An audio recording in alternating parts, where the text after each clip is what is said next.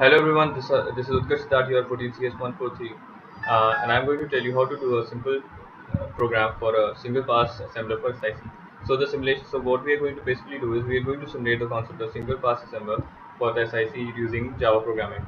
So an assembler is a program that accepts as input an assembler language program and produces its machine language equivalent along with along with the information for the loader. So what we're going to do is basically we'll make a file known as pgm.txt, and we'll store our particular program code, and we'll make another file called inter.txt in that the particular correspondent code will be saved.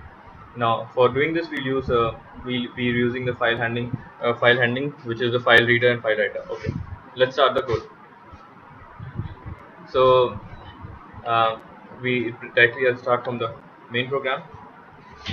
So in this particular program, first we make the objects for buffer reader and buffer writer for the file writing and file reading.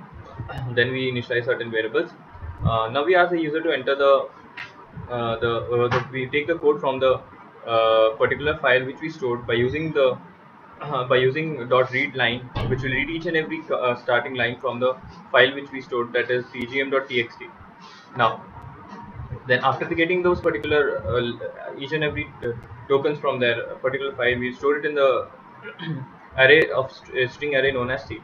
Using the split function, we'll store it in our array. Now next what we are going to do is we are going to check if the particular is the starting of the if it is start of the program. We'll store the particular, because as we know that the title of the program is in the start, so we'll store that particular title. We'll take the value from the C of 0, which is the first particular index element. It will be stored in the title. Next what we are going to do is we'll check if it is a particular thing is in the end of the file. So if it is the end of the file, we'll in the variable, in an integer variable lc, we'll simply store the symbol update for the particular options.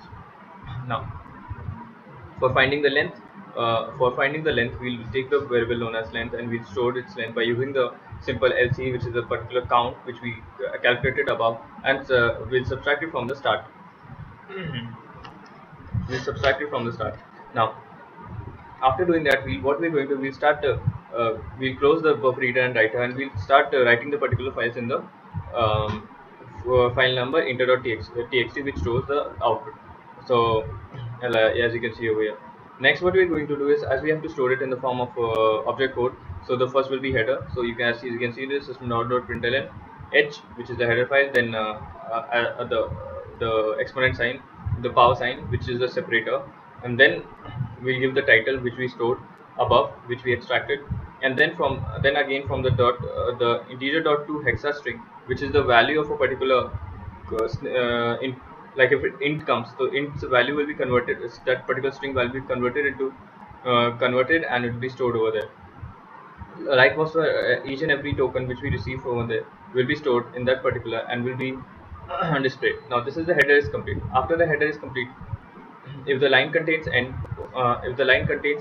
what we're going to do is we'll display end, and similarly for the ending of the file we'll display e, and then followed by a symbol, and then the particular corresponding part of the end file will be displayed. Now, after writing all those things, we'll also display which of the words are reserved words, or bytes. So for doing that, what we're going to do is, if we use a simple if condition, if the particular object dot contains key of C of 2, which is the type of the file, then we'll simply display all each and everything. If the line dot contains a reserved word, we'll display it as a reserved word. And now, as we know, for a reserved word, the count is 3 into the particular value. And if it is a word, we'll simply display the word. So this is a simple program for doing this. Now I'll compile this program.